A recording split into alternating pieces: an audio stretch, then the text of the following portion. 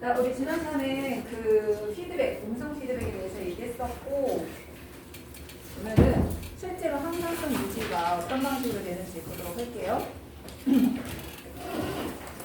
그러니까 지난 시간에 봤던 게 61페이지 그 윗부분까지 봤을 거야. 그래서 생명과학에서 그래프를 해석할 때는 가로축이 원인이고 세로축이 결과가 돼서 그래프를 해석해야 된다. 거기까지 설명했었지?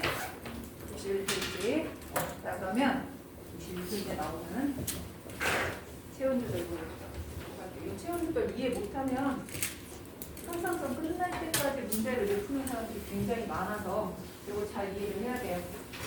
신경계 파트에서는 자율신경에서 교감신경, 부교감신경 그거 구분 잘하는 게 중요하고, 항상성 파트에서는 이 그래프 해석하는 거 이게 중요하거든. 그래프 해석하는 연습만 제대로 돼 있으면 너는 이제 문제를 훨씬 더 잘 풀 수 있을 거야. 자, 제일 처음 나오는 게 체온. 자, 이렇게 체온이 될 건데, 주변의 온도가, 주변의 기온이 온도가 낮다, 아니면 피부 온도가 낮다, 아니면 위의 온도가 낮다, 뇌의 온도가 낮다, 시상하는 온도가 낮다. 자, 이런 것들이 나와요. 기온, 피부의 온도, 위의 온도. 위의 온도는 우리가 차가운 음식을 먹었는지 따뜻한 음식을 먹었는지에 따라 달라지겠지? 뇌의 온도, 시상하 온도. 자, 이 온도가 낮으면 무조건 지금 뭐야? 추울 때 라고 생각하면 돼요. 당연한 거지? 기온이 낮으면 추운 거고, 내가 차가운 물에 손이 닿았거나 아니면 차가운 바람을 맞았거나 추워지면 다 추운 걸로 인지하는 거야. 그래서 그냥 낮으면 추운 거야. 온도가 낮으면. 이렇게 어렵지 않아? 네. 자, 시상하고 온도가 낮으면 지금 추운 거야. 네, 시상하고 온도 설정점이라는 게 있어. 자, 시상하고 온도 설정점이라는 단어가 있는데, 요게 낮으면, 자, 요게 낮아졌다. 그럼 지금은 더울 때예요. 여러분 요거를 잘 이해를 하면 됩니다. 다른 게 낮으면 나 추운 거야. 피부의 온도가 낮았다, 뇌의 온도가 낮았다, 시상하고 온도가 낮았다, 기온이 낮았다, 다 추운 거야. 근데 시상하고 온도 설정점이 낮아졌다. 그럼 이거는 더운 거야. 그럼 이게 왜 이렇게 되는지 이해를 하세요? 왜 이렇게 되는 거냐면, 시상하고 온도 설정점은 우리 집으로 치자면 에어컨 설정 온도야. 자, 지금 우리 집이 더워. 그럼 더운 거잖아. 내 몸이 더워. 그럼 더운 거잖아. 에어컨 온도가 낮아질 때가 언제야? 더울 때지. 이거는 내가 앞으로 이렇게 하겠다. 목표점이. 내 체온을 낮추겠다. 왜? 지금 더우니까. 그래서 시상하고 온도 설정점은 더울 때는 낮아지고 추울 때는 높아지고 이렇게 되는 거라, 우리 집 히터 온도나 아니면 에어컨 온도 설정점이라고 생각하면 되는 거죠. 그래서 시상하고 온도 설정점이 낮아졌다, 더울 때 이걸 알아두면 되는 거예요. 그럼 우리는 이게 온도 설정점이 높아졌다, 이건 뭐로 볼 수 있겠어? 추울 때가 되겠지. 추울 때를 한번 생각해 볼게요. 자, 추울 때 내 몸에서는 어떤 일이 생기는지. 뭐 우리 몸도 있겠지만 우리 집으로 생각하면, 자, 지금 집안이 굉장히 추운 것 같아. 그럼 집안이 추우면 여러분 먼저 하는 거는 일단 보일러를 키든지 히터를 키든지 하겠지. 그럼 보일러를 켜거나 히터를 켜는 거는 열 발생량을 증가시키겠다라는 뜻이에요. 추우니까 열 발생량을 증가시키겠다. 자, 근데 추워. 그럼 또 하나 할 일. 혹시 문 열린 데 없나 찾아서 문 열린 데 닫아야지. 왜? 따뜻한 바람이 새나가거나 차가운 바람이 들어올 수 있기 때문에. 두 번째는 열이 빠져나가는 걸 막아야 돼. 그래서 열 발산량은 줄여야 돼. 그럼 추울 때 우리 몸에서 일어나는 가장 중요한 일 두 가지는 열 발생량은 높이고 열 발산량은 낮춰야 되는 거. 이 두 가지가 중요하게 작용을 합니다. 자, 그렇다면 우리가 저온 상태가 됐다라고 치자. 내가 차가운 물에 들어갔던지 아니면 차가운 바깥에 나갔든지 어쨌든 지금 저온 상태가 되면 이거를 누가 감지하냐면 시상하부가 감지하게 될 거야. 자, 시상하부가 감지합니다. 시상하부가 감지하자마자 일단 누구한테 정보를 줄 거냐면 시상하부가 TRH를 분비할 거예요. 자, TRH를 분비하면 누구한테로 갈까? 뇌하수체 전염한테로 갈 거야. 그럼 뇌하수체 전염 이번에는 TSH를 분비할 거야. 자, TSH가 뭐였죠? 갑상샘 자극 호르몬. 그럼 얘가 누구한테로 갈 거야? 갑상샘한테 갈 거야. 그럼 갑상샘이 누구를 분비한다? 티록신을 분비하겠지.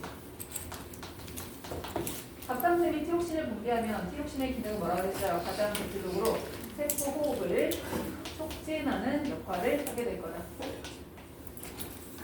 자, 이번에는 시상하부가 자율신경한테 갈 건데 추울 때 교감이라고 했어요? 부교감이라고 했어요? 그렇지. 추울 때 무조건 교감이야. 또 추울 때 두 가지 떠올려라. 교감과 티록신 두 가지 기억하고 있어야 돼. 그러면 시상하부가 이번에는 교감신경한테 신호를 보냅니다.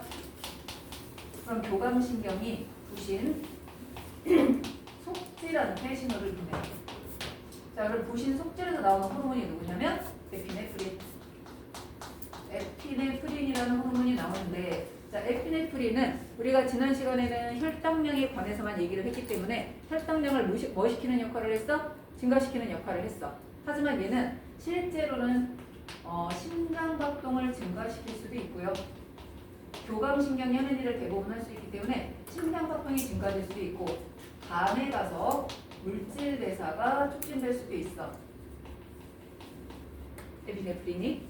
자, 그런데 이번에는 교감신경이 우리 피부로 자극을 보냅니다. 자, 피부로 신호를 보내면 피부에서 두 가지 일이 생길 건데, 일단 자, 피부나 아니면 우리 온몸 어딘가에는 모세혈관이 흐르고 있을 거야. 자, 그렇다면 피부 가까이로 흐르는 모세혈관이 추울 때야 지금 피부 가까이로 흐르는 모세혈관이 확장돼야 될까요? 수축해야 될까요? 수축해야지.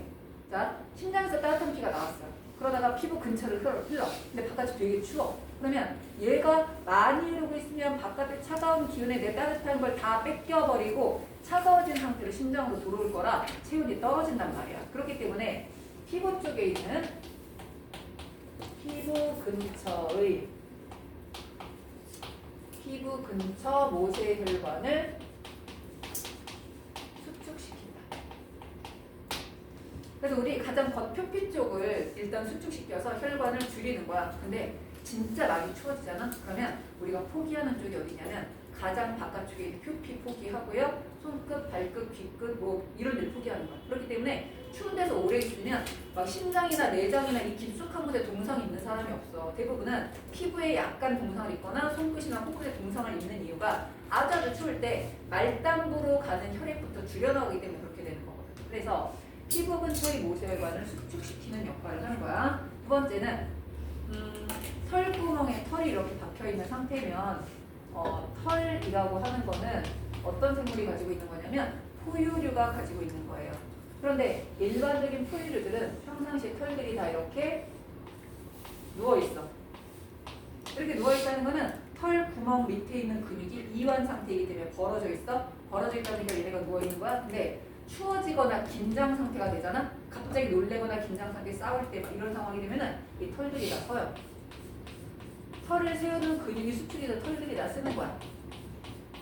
그래서 이제 동물들한테는 이게 몸을 커 보이기 위해서 위협하는 그런 효과가 될 수도 있는 거고, 어떤 경우도 있냐면 털이 누워있을 때는 기층이 요만큼이었는데 털이 있으니까 여기 전부 다 뭐가 공기가 다 모이는 거야. 공기가 가둬져서 이만큼이 단열층으로 작용을 하는 거야. 그렇기 때문에 단열층을 키움으로써 열이 빠져나가는 걸 막고 거기다가 가둬두는 역할을 하는 거지. 그래서 이렇게 털을 세우는 근육이 수축된다를 잇목은 수축 또는 이걸 털 세운 근이 수축된다 라고도 얘기해. 그래서 사람은 포유류라서 털은 남아있는데 사람이 털을 세워서 기층을 만들어서 단열층을 만들 때마다 털이 많은 사람 사실 별로 없어. 털이 아무리 많아도 이걸 하기는 쉽지가 않아. 근데 우리도 포유류니까 이런 기능은 남아있는 거야. 그래서 우리는 뭐로 느껴지냐면 닭살 돋는 거, 소름 돋는 거. 그게 잇목이 수축해서 털이 쓸 때 나타나는 현상이에요. 그러면 어쨌든 털구멍이라도 다치니까 거기로 빠져나가는 열도 어떻게 보면 막을 수 있다. 이렇게 볼 수 있는 거거든. 이런 일이 생겨요. 그 다음 또 하나 마지막. 자, 시상하부가 자극을 받잖아. 그러면 나도 모르게 몸이 떨려요. 여러분 추운 데 있으면 일부러 떨지 않아도 몸이 덜덜덜 떨리는 경우가 있잖아. 몸이 떤다라는 거 그때 뭐라 그랬어? 골격근이 떨리는 거야. 팔다리 근육이 떨리는 거라서 골격근의 떨림 현상이 나타나는데 이거는 그냥 떨림이 아니라 골격근의 떨림이 나타나는 거다. 그래서 이거 뭐가 중요하다고 했어요? 골격근의 떨림이기 때문에 시상하부가 얘한테로 보내는 그 신경은 교감신경이나 부교감신경이 아니라 체성신경이 골격근으로 가서 떨게 하는 거다. 순간적으로 내 의지를 떠는 건 아니야? 의지대로 떠는 게 아니라서 대뇌가 시키진 않았어. 시상하부가 순간적으로 자극을 준 거야. 그렇지만 떨리는 거는 골격근이 떨렸기 때문에 체성신경에 의해서 자극을 받았다라고 봐야 돼. 자, 그렇다면 이 중에서 요 과정 TRH, TSH, 티록신이 나왔다. 이거는 뭐야? 열 발생량을 증가시키는 거야. 에피네프린이 나와서 심장박동 증가시키고 물질대사 증가시킨 것도 열 발생량이 증가되는 거야. 여기는 떨기 현상이 나타났다. 자, 골격근이 떨림 현상이 나타나려면 골격근이 무작위적으로 수축을 해야 돼요. 자, 골격근이 수축하려면 뭐가 필요하냐면 ATP가 필요해. ATP 만들려면 뭐 해야 돼? 세포호흡 해야 돼. 근데 세포호흡의 60%는 열에너지야. 자, 몸을 떠는 이유는 뭐 때문이다? 열에너지 내려고 떠는 거예요, 사실은. 그래서 이것도 열 발생량을 증가시키는 방법이에요. 그래서 열 발생량은 티록신에 의해서 에피네프린에 의해서 몸을 떠는 현상에 의해서 열 발생량이 증가합니다. 반면에 피부 근처 모세혈관이 수축하는 거 이건 뭐 때문이다? 열 발산량을 줄이기 위해서 일어나는 거고 잇모근이 수축해서 여기다 단열층을 만들거나 이렇게 되는 것도 열이 발산되는 걸 막기 위해서 일어나는 방식이에요. 그래서 여기 보라색으로 되어 있는 거는 열 발생량을 증가시키는 기작. 자, 핑크색으로 해놓은 거는 열 발산량을 감소시키는 기작이다 라고 보면 되는 거지.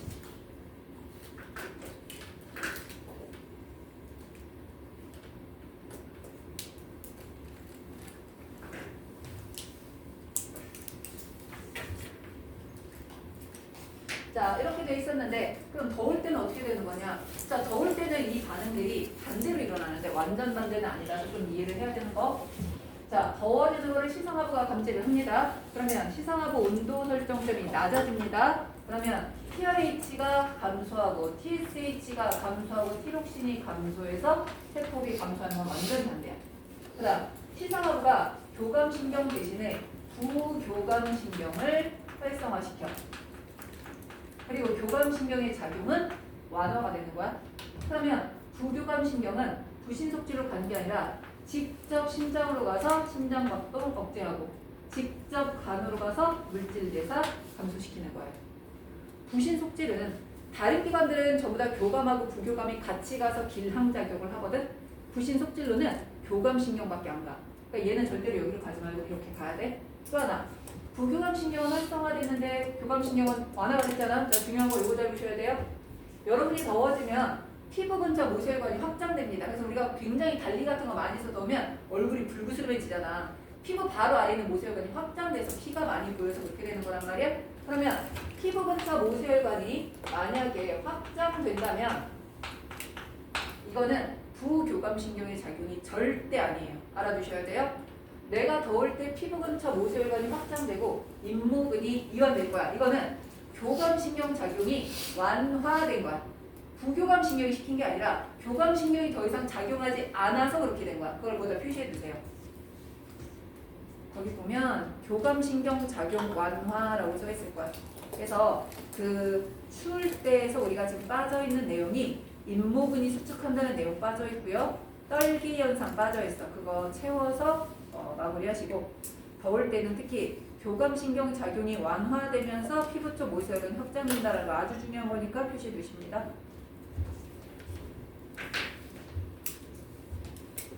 이 내용을 잘 이해를 하고 문제를 풀어야 되는 거라서 이거를 지금 설명한 거고. 자, 그 다음 페이지로 넘기면 이제 혈당량에 대해서 나옵니다. 뭐 혈당량은 어렵지 않아요. 혈당량은 어차피 인슐린하고 글루카곤밖에 안 나오는 건데 일단 여기서 중요한 거 하나 너무 다 읽어 넘어가야 될 거. 혈당량이 변했어. 내 몸에 있는 혈당량이 변화가 생기잖아. 그럼 그걸 누가 감지하느냐? 누가 감지하냐면 이자가 직접 감지가 가능해. 그래서 혈당량의 변화를 감지하는 거예요. 뭘 써준다? 이자 쓰세요. 물론 누구도 알 수 있어? 간내 시상하고도 알 수 있어. 그렇지만 이자라는 기관이 직접 혈당량을 감지해서 얘가 뭘 하는 거야? 인슐린과 글루카곤을 분비할 수 있게 된다는 얘기예요. 자, 그러면 그거까지 알아두시면 되고요. 그래프 잘 보십니다. 만약에 식사를 하거나 포도당을 주입한 후에 올라가게 됐다? 그럼 이거 무조건 뭐야? 인슐린이야. 운동을 하고 나서 증가한 호르몬이 있었다. 무조건 누구야? 글루카곤이에요. 자, 그럼 거기 있는 그래프 보면 아침 식사했더니 올라갔어. 점심 식사했더니 올라갔어. 저녁 식사했더니 올라갔어. 얘 누구예요? 기억이? 인슐린.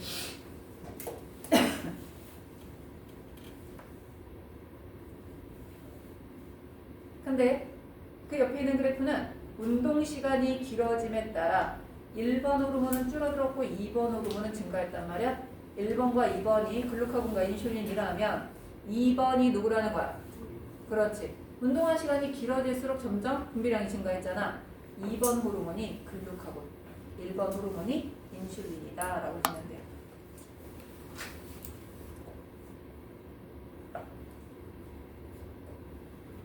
자, 그러면 그 밑에 있는 거 한번 볼게요.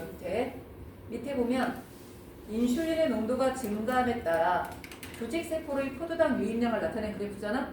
자, 우리 지난 시간에 인슐린의 기능이 뭐였어요? 조직세포로 포도당을 유입시키는 거였잖아. 그럼 당연히 인슐린의 양이 많아지면 조직세포로 들어가는 포도당의 양도 많아지겠지. 그래서 인슐린의 양이 많아지니까 건강한 사람의 경우가 포도당 유입량이 증가한 거 보이죠? 자, 그 밑에 있는 환자는 인슐린 농도가 증가했어. 그런데도 바로 증가하지 않고 시간이 좀 지나서 인슐린의 농도가 더 많이 증가하니까 그때 올라갔어. 그럼 이 사람은 당뇨병 환자일 거란 말이야. 그죠? 왜냐면 인슐린 농도가 증가했는데 포도당 유입량이 증가하지 않았다는 거는 혈액 속에 포도당이 계속 남아있을 거란 얘기지. 그럼 이 사람 당뇨 환자야. 근데 중요한 거, 이 사람은 1형 당뇨 환자일까요? 2형 당뇨 환자일까요? 알 수 없을까요? 이 그래프 보고. 자, 1형이야? 2형이야? 알 수 없어? 그렇지, 2형이죠. 1형 당뇨는 인슐린이 없는 거야.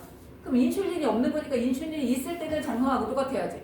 근데 인슐린이 있는데도 정상과 달랐잖아. 다시 말하면 인슐린의 반응성이 떨어지고 기능이 약하다는 소리야. 그러니까 이 사람은 2형 당뇨가 돼서 정상인 사람보다 인슐린이 더 많이 나와야 같은 효과를 볼 수 있는 사람. 딱 보자마자 그냥 아 이거 2형 당뇨다라는 것도 여러분이 해석할 수 있어야 되는 겁니다. 자, 그 다음에 삼투압 조절 과정 보도록 할게요.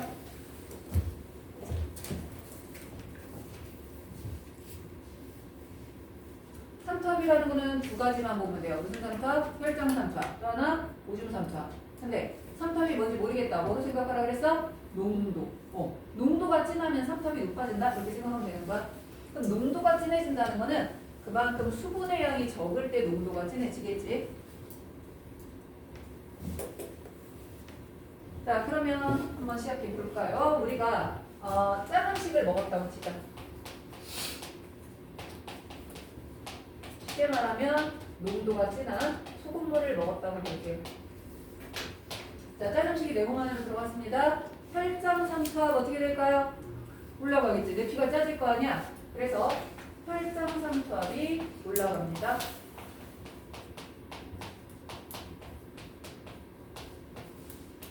그러면 항이뇨 호르몬, ADH는 항이뇨 호르몬 얘기하는 거야. 항이뇨 호르몬 많아질까요? 적어질까요?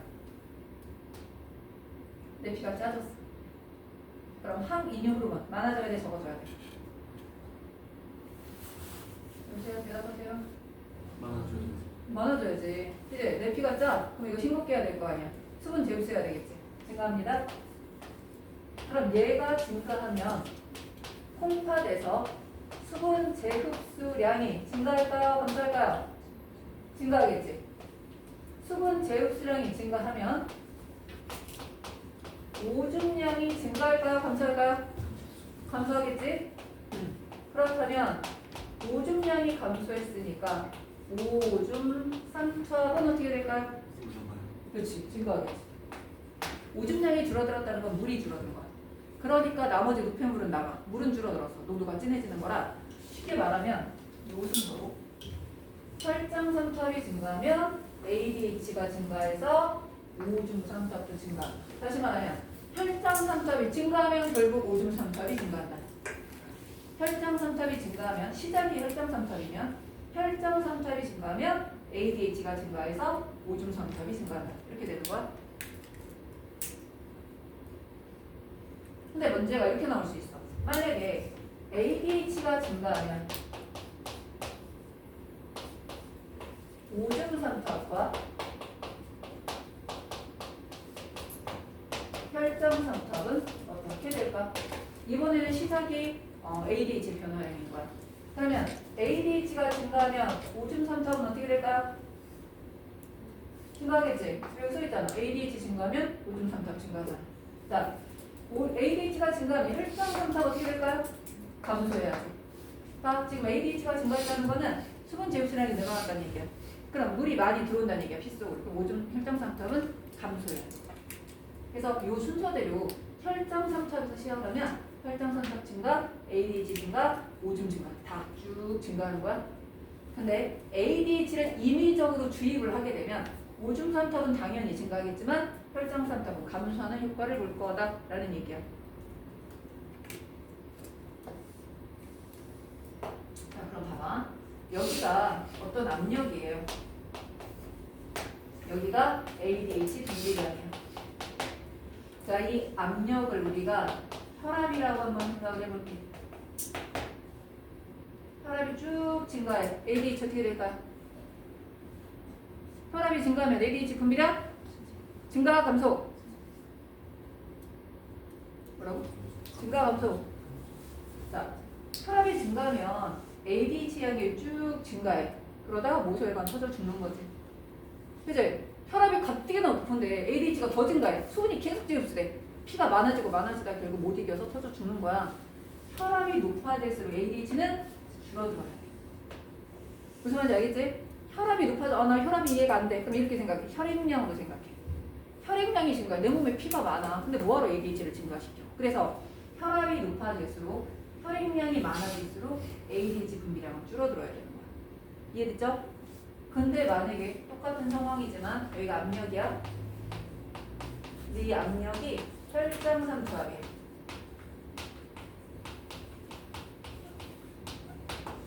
자, 이 압력이 혈장 삼투압이야. 그러면 ADH 변화량은 어떻게 될까? 자, 압력, 혈장 삼투압이 증가한다. ADH 어떻게 돼야 되겠어요? 증가. 왜? 내 피가 점점 짜져. 그럼 수분 흡수를 더 많이 해야 돼? 이건 증가야. 여러분 그 교재에서 1번 그래프랑 2번 그래프가 압력에 따른 ADH 변화 그래프인 거야. 그러면 1번 그래프는 혈압 변화에 따른 ADH 변화 그래프고 2번 그래프는 혈장 삼투압 변화에 따른 ADH 변화 그래프라고 봐야 돼. 따로따로 그려질 거거든. 1번은 혈압 변화에 따른 ADH 변화 그래프. 2번 그래프 위로 점점 올라가고 있는 그래프는 혈장 삼투압 변화에 따른 ADH 변화 그래프. 요 그림 잘 이해해야 됩니다. 이 문제가 훨씬 혈장 삼투압 문제가 훨씬 더 많이 나오긴 하지만 이 혈압 문제도 나올 때가 있기 때문에 혈압이 높아질수록 ADH는 줄어들어야 된다. 혈장 삼투압이 높아지면 ADH는 증가해야 된다. 이건 알아둬야 돼. 자, 그런데 이 그래프에서 이렇게 그래프가 나올 때가 있어요. 이 사람도 혈장 삼투압이 증가함에 따라서 ADH가 증가하기는 했어. 그런데 똑같은 P라고 하는 압력이 있다고 치자. 그럼 1번하고 2번을 비교할 거야. 자, 1번하고 2번 중에는 누가 ADH가 더 많이 나오고 있어요? 1번이 더 많이 나오고 있죠? 그럼 1번을 정상인 사람이라고 볼게. 2번은 환자인데 고혈압 환자 또는 저혈압 환자야. 2번은 고혈압 환자 또는 저혈압 환자라고 생각할게요. 자, 그럼 이 사람은 그래프를 잘 해석해 보세요. 고혈압 환자일까요? 저혈압 환자일까요? 무슨 혈압? 고혈압 환자지. 아까 뭐라 그랬어? 고혈압 환자는 ADH 분비량이 적다고 했지. 그 무슨 얘기냐면 원래 요 3탑이면 ADH가 이만큼 나와서 수분을 이만큼 재흡수해줬어야 돼. 근데 이 사람은 고혈압이라서 혈액량이 너무 많아. 잘못해서 피 농도 맞추려고 ADH를 많이 분비했다가는 잘못하면 혈관 터져서 죽을 수 있으니까 아무리 피가 농도가 진해져도 흡수할 수 있는 수분량이 한정되는 거야. 그래서 꼭 알아두세요. 이렇게 그래프가 나왔을 때 정상인보다 ADH 분비량이 적은 사람은 고혈압 환자든지 아니면 정상보다 혈액량이 많은 사람이다라고 생각하면 돼요. 이것도 잘 나오는 문제니까 알아두십니다. 고혈압 환자는 정상인보다 ADH 분비량이 적어지게 된다.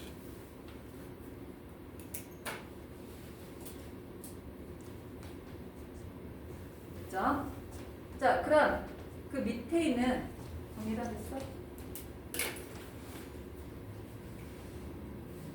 그 밑에 있는 그래프를 보게 되면 물을 섭취했어. 물을 섭취하고 조금 있다가 1번 구간이야. 내가 물을 섭취하면 내 몸 안에 물이 많아졌잖아. 그럼 ADH가 어떻게 되겠어? 많아지겠지. 아, 많아지나? 적어지겠지. 자, 내가 물을 많이 먹었어? 그럼 내 몸 안에 물이 많아? 그럼 ADH 분비량이 줄어들어. 그게 어떻게 돼? 오줌량이 많이 나와. 오줌이 많이 나와. 나가서 내가 먹은 물이 거의 다 나갔다. 그럼 이제 내 몸 안에 물이 별로 안 남았을 거 아니야? 그럼 ADH 분비량이 증가해서 수분제에서 이제 시작을 해줘야지. 시험 문제 제일 잘 나오는 건 이거예요. 1구간과 2구간 중에서 항이뇨 호르몬은 언제가 더 많이 나오겠는가? 언제가 더 많이 나오겠어요? 2구간에서 많이 나오는 거야. 여러분이 그래프를 보고 해석하려고 하지 마세요. 뭘로 해석해? 물을 마신 직후냐, 물을 먹고 한참 후냐, 그걸로 해석해. 물을 먹고 직후는 내 몸 안에 물이 많아. 그럼 ADH 분비량이 많으면 안 되겠지. 물을 먹고 한참 지났어. 오줌으로 빠져나갔어. 그럼 이제 물을 다시 재흡수를 해줘야지. 그렇게 하세요. 물을 먹기 직전이냐, 물을 먹고 나서 바로냐, 물을 먹고 나서 한참 후냐. 그러면 물을 먹기 직전과 물을 먹고 나서 한참 후는 ADH가 많이 나오고, 물 먹고 나서 직후는 ADH가 적게 나와야 되는 거야. 그래서 그 물 섭취 전이냐 후냐 한참 후냐 그걸로 해석하시면 되는 거예요. 거기 나오네. 디귿을 보면 가로축이 ADH 농도 변화. ADH 농도가 증가함에 따라 그래프가 증가했잖아. 그렇다는 것은 분자에 누가 있어야 되는 거야? 같이 증가하는 오줌 삼탑이 있어야지. 그래서 오줌 삼탑과 혈장 삼탑을 지워버리고 기억 니은한 다음에 누가 오줌이고 누가 혈장이냐 물어볼 수 있어. ADH 농도가 증가할 때 같이 증가했으면 분자가 같이 증가하는 애란 소리야. 그러니까 분자에 오줌 삼탑이 들어가야 되고요. 그 다음 밑에 있는 리을을 보면 자 ABC가 있는데 ABC의 혈액량을 비교하시오 라고 이렇게 나올 수 있어요. 혈액량 ABC 중에 누가 제일 많다? C, 그 다음 B, 그리고 A. A보다 B가, B보다 C가 혈액량이 더 많다라고 보시면 돼요.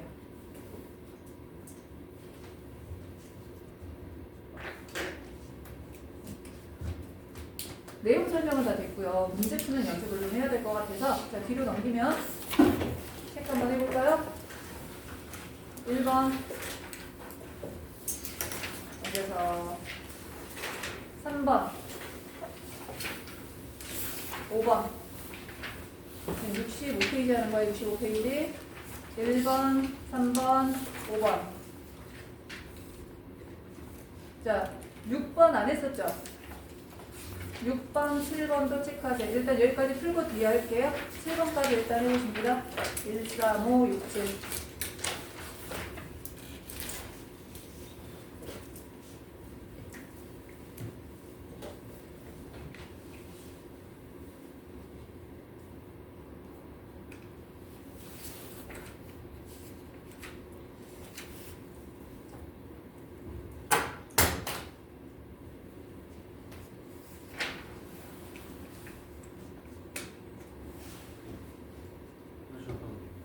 네. 세수도 좀 하고 오세요.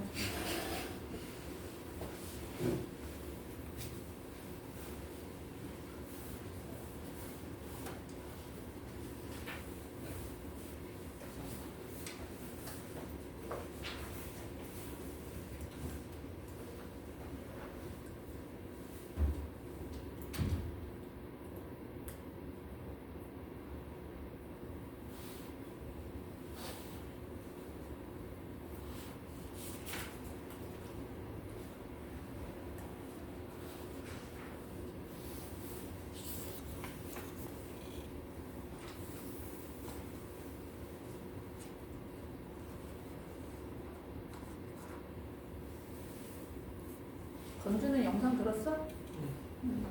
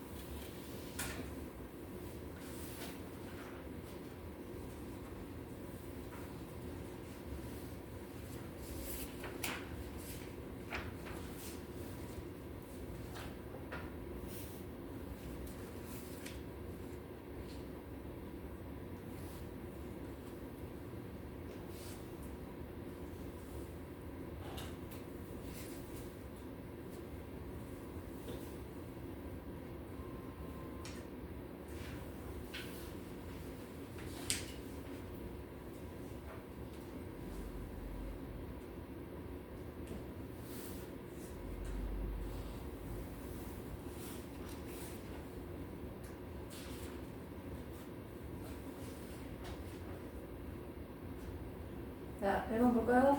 했어요? 1번 5도와 25도. 자, 5도와 25도 온도가 낮을 때와 상대적으로 높을 때. 자, 주변 온도가 25도다 라고 하면 설정점은 낮아져야 되는 거고, 주변 온도가 5도다 설정점은 높아져야 되는 거라 서로 달라진 거 보이지? 자, 그렇다면 설정점은 주변 온도에 따라 달라진다 맞고요. 10도일 경우는 36도에서 38도 사이일 것이다. 맞지? 자, 두 개씩 중요합니다. 시상하부 온도가 설정점보다 낮을 때에는 그냥 이렇게 하세요. 시상하부 온도가 낮을 때에는, 추울 때에는, 그 소리야. 추울 때에는 시상하부 온도가 낮아질수록, 추워질수록 대사율은 증가해야지. 그죠? 시상하부 온도가 낮아질수록 옆에 있는 그림, 대사율 어떻게 되고 있어요? 증가하고 있잖아. 그래서 답은 기억과 유인입니다. 3번. 오줌 생성량이야. 그럼 잘 봐. 물을 섭취했어요. 자, 물을 섭취하기 전 오줌 생성량 많겠어? 적겠어? 적었을 거야. 근데 물을 먹고 나니까 오줌 생성량이 늘어났잖아. 그럼 이때 뭐가 줄어들어서? ADH, 항인 호르몬이 줄어들어서 그런 거예요. 이 구간에서. 그럼 봅시다. 항인 호르몬의 농도는 구간 1에서가 구간 2에서보다 높다. 맞지? 여러분이 보자마자 구간 2는 오줌 양이 늘었네. ADH가 줄어들었겠다. 구간 2는 ADH가 줄어들었지만 물 섭취하기 전, 물 섭취하고 한참의 일상은 ADH가 상대적으로 많겠다 라고 생각을 해야 돼. 혈장 삼투압은 구간 2, 물 섭취한 직후잖아. 혈장 삼투압 낮겠지. 그렇게 생각해야 돼. 물 먹었으니까 낮아졌겠지. 2에서가 낮아야지. 틀렸죠. 그래서 T1일 때 땀을 많이 흘릴 때, 땀을 많이 흘리면 땀 속에 제일 많이 들어있는 게 뭐야? 99%가 물이잖아. 내 몸 안에서 물이 많이 빠져나간 거야. 그럼 내 몸 안에서 물이 빠져나갔다. 혈장 삼투압이 높아진 거잖아? 우리 아까 뭐라고 그랬어? 혈장 삼투압 높아지면 바로 오줌 삼투압 같이 높아졌지. 다 틀렸죠? 다 그래서 기억. 그 다음 5번은 우리 아까 풀었던 문제니까 5번은 뭐야? 기억과 디귿. 기억과 디귿. 왜? C, A보다 B가, B보다 C가 혈액량이 더 많다라고 그랬잖아. 그러니까 기억 맞는 거지. B2일 때 오줌 생성량은, P2일 때 오줌 생성량은 ADH가 적어야 많아지는 거잖아. ADH가 많으면 적어지는 거잖아. 그러니까 기억에서보다 B에서 적다? 어디가 더 적어야 돼? A가 더 적어야지. 틀렸고.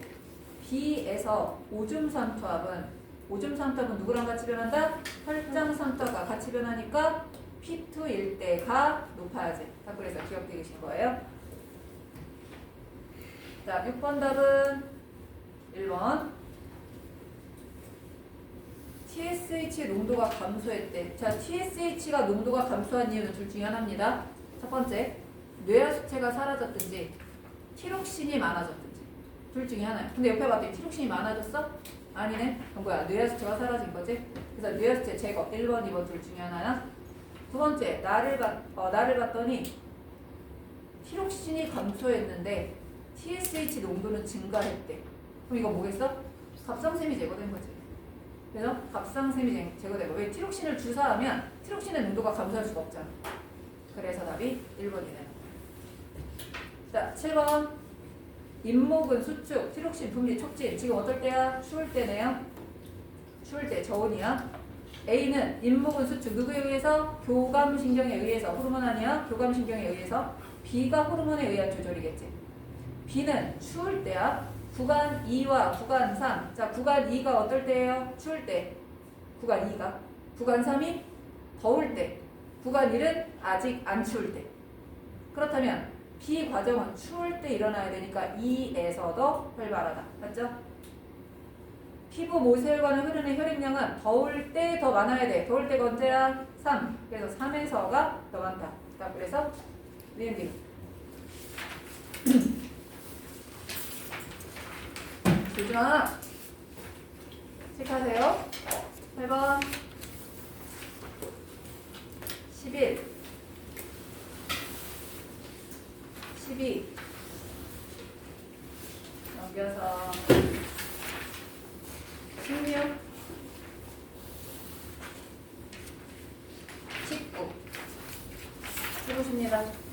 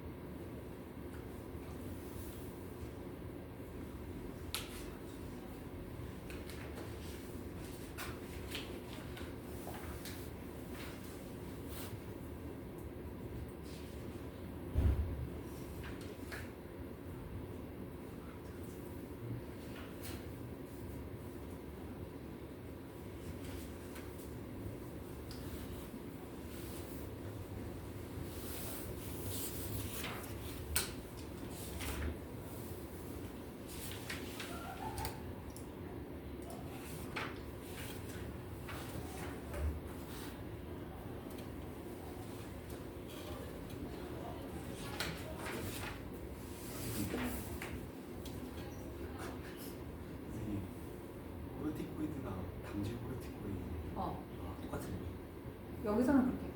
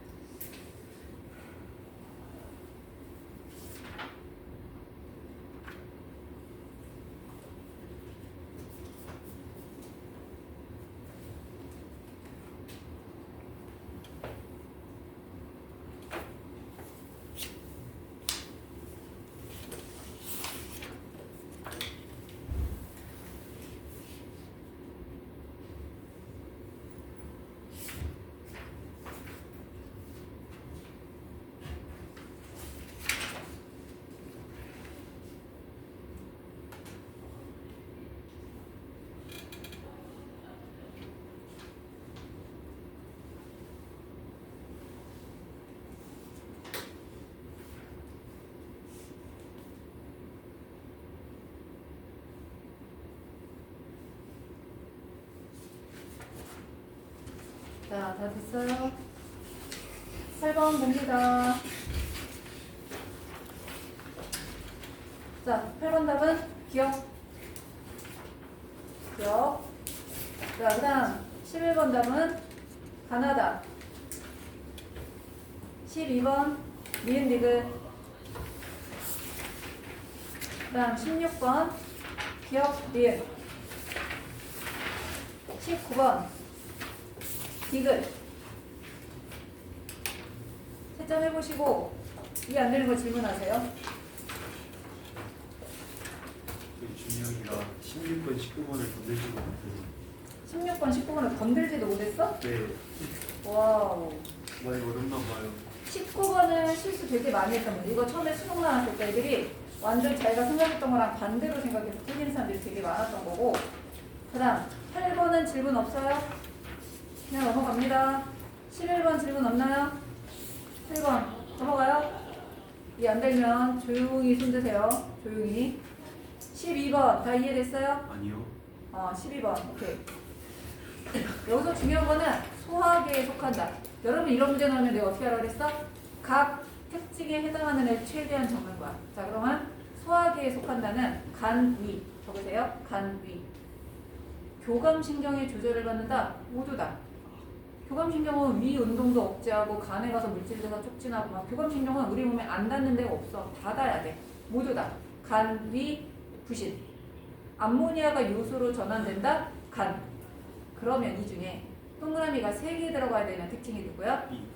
기억이지. 그러니까 기억은 다 5로 채우고 얘가 교감신경의 조절을 받는다 돼야 돼. 그 다음 기관 중에서 O가 다 들어가야 되는 건 누구야? 간이지. 그럼 누가 가능해?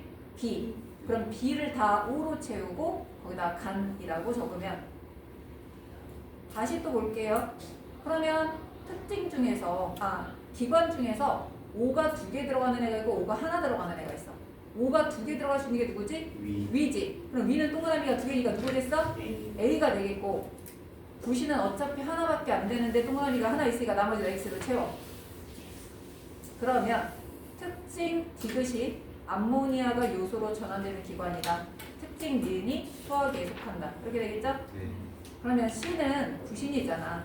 부신 겉질에서 당질 코르티코이드가 나오기 때문에 C는 코르티코이드를 분비한다. 맞고요. B는 간이라서 글루카곤의 표적 기관이다. 맞는 거지. 그래서 니은 비교. 자, 16번.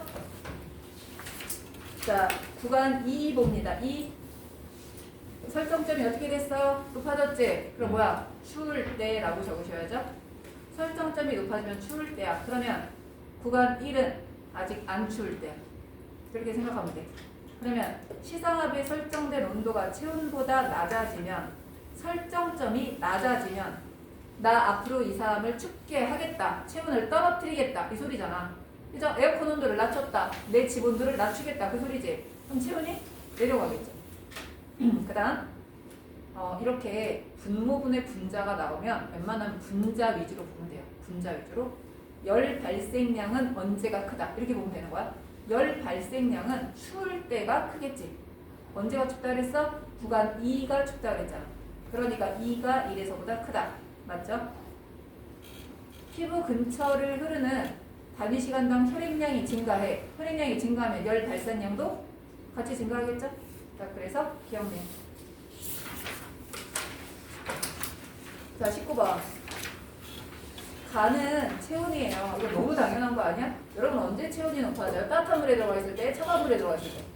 당연히 따뜻한 물이지. 그러니까 기억은 체온보다 높은 온도의 물에 들어갔을 때고 내 체온이 떨어지는 거는 체온보다 낮은 온도의 물에 들어갔을 때야. 그러면 높은 온도의 물에 들어갔을 때가 내 체온이 어떻게 되는 거야? 높아진 거잖아. 맞죠? 그러면 뭐는 증가해야 되겠어? 열 발산량, 땀 분비량 어떻게 돼야 되겠어요? 증가해야 되겠지. 열 발생량은 줄어야 되겠지. 당연한 거잖아. 그러면 기억은 체온보다 낮은 온도가 아니라 높은 온도가 돼야 되겠죠? 열 발생량은 구간 1에서가 높아야 돼? 구간 2에서가 높아야 돼? 구간 2에서가 높아야 돼. 추울 때 높아야지. 추울 때. 열 발생량은. 시상하부가 체온보다 높은 온도를 감지했어. 나 더운데? 이렇게 감지했어. 그럼 땀 분비량 어떻게 돼야 되겠어? 증가해야 되겠지. 자, 그래서 디귿이에요. 이해됐나요? 오케이. 뒤쪽으로 좀 가볼게요. 조금 또 어려워하는 문제가 두 개 있어서. 자, 우리 뒤쪽에 162페이지 한번 가볼까요? 이거 풀었었나?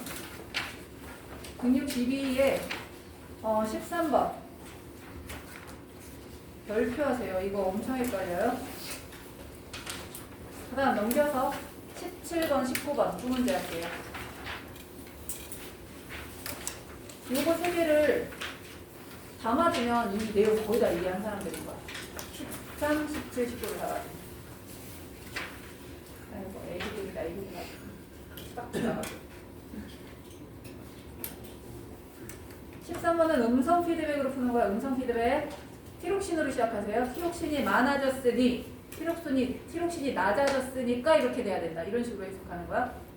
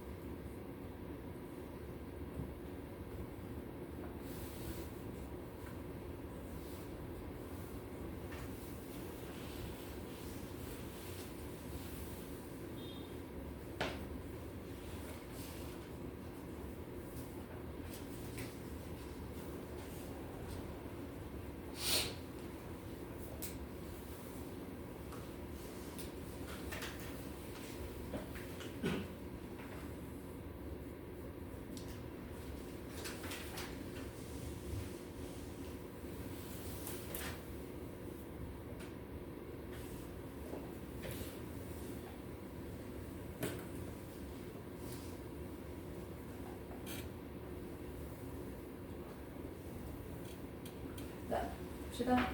됐어요? 13번 답은 일단 기억력 끝.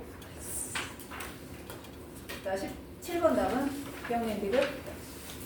19번 답은 니은디. 요게 다 맞았으면 오늘 배우는 거의 다 이해가 된 사람들인데 14번을 해석하는 방법을 알려줄게요. 이런 문제가 많이 나오니까.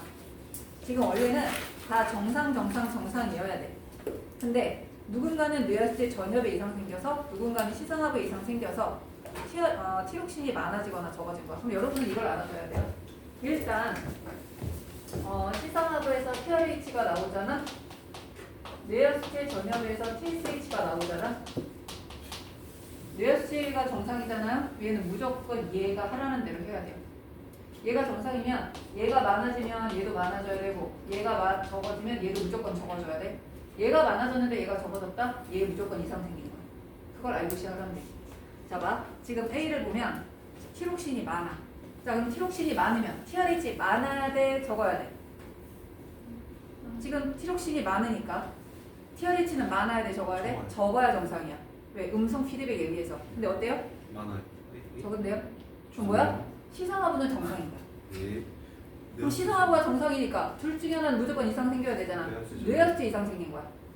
그러면 TRH가 적으니까 원래 TSH도 적어야 돼. 원래. 근데 얘 뇌하수체 이상 생긴 애라서 많은 거야. 자, 여러분 여기 TRH 써있죠? 여기 티록신 써있죠? 요 사이에다 TSH를 적으세요. 표에다가. TRH 낮은 높음하고 티록신 낮은 높음 사이에 좀 공간이 있잖아. 그 공간에다가 TSH라고 적어. 그럼 A라는 사람은 티록신이 너무 높아.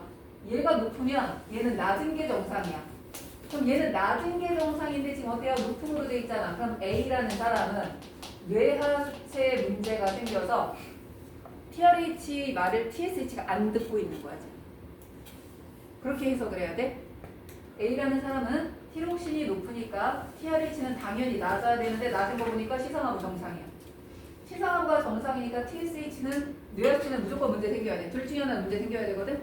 얘가 문제 생기는 바람에 원래대로라면 낮아야 되는데 얘는 어떻게 나와야 되는 거야? 높게 나와야 될 거야. 자, 이번에는 B를 보세요. 티록신이 높아요. 티록신이 높으면 TRH 무조건 어때야 돼? 낮아야 돼. 근데 얘 지금 어때요? 높대. 그럼 시상하부 문제 생긴 거야, 이 사람은. 티록신이 많으니까 TRH가 낮은 게 정상이거든. 근데 TRH가 많아졌잖아. 그러니까 결과적으로 얘는 시상하부가 문제 생긴 거야. 시상하부 문제 생겼으니까 뇌하수체는 정상이야. 그럼 뇌하수체는 얘가 하라는 대로 그냥 같이 높아진 거야. 얘는 지가 생각하는 게 아니라 TRH가 시키는 대로 갈 거야. 근데 지금 시상하부가 고장나서 TRH가 많이 나오니까 TSH는 그냥 따라서 많이 나오는 거야. 정상이라서 시상하부 명령 받아서 그대로 가는 거지.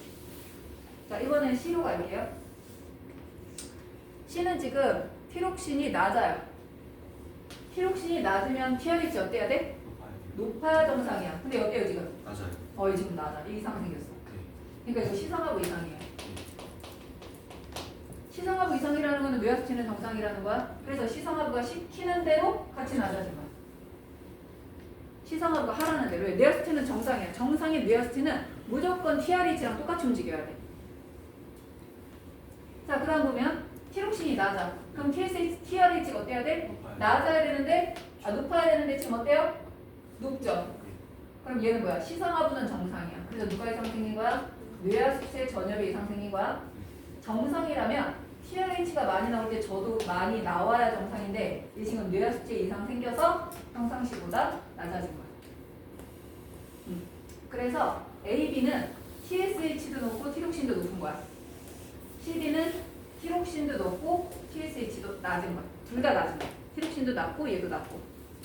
그래서 A하고 B는 둘 다 나형에 해당하는 거고 C하고 D는 둘 다 다형에 해당하는 거예요. A와 D는 뇌하수체 전엽에 이상 생긴 거고 B와 C는 시상하부 이상 생긴 거야. 답이 그래서 기억은 이렇게 나오는 겁니다. 이거 이렇게 해석하셔야 돼요. 그 다음 17번. 17번은 지금 오줌 생성량이 정상보다 너무 많은 사람들이야. 그 오줌 생성량이 많다는 거는 수문제 흡수가 안 된 건데 둘 중에 하나는 ADH가 I에 부족한 거고 둘 중에 하나는 ADH가 반응을 못하는 거야. 수용체에 문제 생겼겠지. 그러면 ADH가 부족한 사람은 ADH를 투여하면 정상이 돼야지. 누구야? B. B는 ADH를 투여했더니 그나마 정상에 가까워졌어. 그렇다는 거는 B는 분비량이 적었던 사람이고 A는 반응하지 않은 그런 환자라고 볼 수 있겠죠? 자, 그래서 기억해 두시고요. 19번은 그래프만 잘 보시면 돼요. 그래프 잘 보세요. 피부 온도가 32도에서 29도. 왼쪽 그래프 보면 되겠다. 피부 온도가 32도에서 29도로 점점 변하고 있지? 피부 설정점이 점점 어떻게 되고 있어요? 높아지고 있네? 그러니까 틀렸어. 피부 온도가 22도일 때 어디? 오른쪽 그래프에 나와야 되겠다. 자, 피부 온도가 맨 위가 22도라고 돼 있죠? 그 그래프 잘 보세요. 시상하부 온도가 설정점보다 낮아지면, 자, 지금 설정점 다 적혀 있습니다. 시상하부 온도가 낮아지고 있어. 그러면 이 그래프에서는 이거야. 얘가 22도야. 설정점이 이거야. 근데 시상하부 온도가 설정점보다 낮아져. 그럼 뭐가 점점 높아지고 있는 거야? 열 발생량이 높아지고 있는 거잖아. 그럼 결과적으로 물질 대사율이 증가해야 되겠죠. 맞는 거지. 자, 그 다음 피부 온도가 31도일 때 왼쪽 그래프 보면 되겠죠? 시상하부 온도가 36.8도에서 37.2도로 변하면 지금 이렇게 돼 있어. 31도 36.8도에서 37.2도로 변하면 점점 뭐가 되겠어요? 증가하고 있죠? 열 발산량이 증가되고 있지? 다시 말하면 혈류량이 증가돼서 열이 많이 빠져나가고 있다. 자, 그래서 이은 지금 됐어요? 그래서 일단 오늘 과제 164페이지까지. 자, 과제는 159에서 164 일단.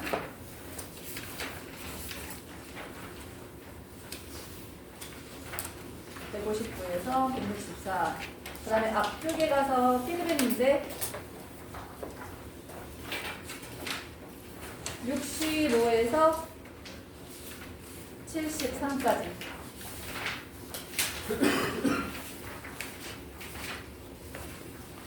풀어보고 채점한 다음에 다음 시간에 모르는 거 질문하십니다.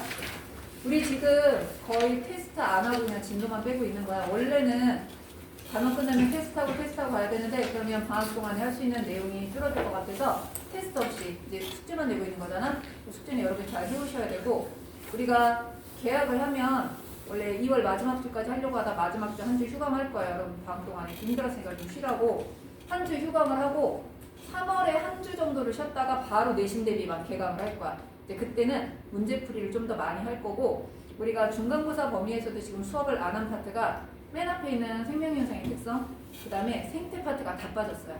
생태 파트 아마 중간고사에 들어갈 거라 그 부분 수업할 거야. 그리고 문제풀이 서술형이 나올 것 같으면 서술형 문제풀이. 여러분 학교에서 받은 프린트가 들어 있으면 그거 이제 보고 거기에 맞는 문제 만들고 뭐 이렇게 할 거거든. 그러니까 일단은 지금 푸는 문제들은 완벽하게 다 푸셔야 돼. 그리고 답을 보고 이해가 안 되면 친구한테 물어보든 아니면 나한테 물어보든 다 이해하고 넘어가야 돼. 알겠죠? 우리 잠깐 쉬었다가 질병과 방어작용 나갈게요.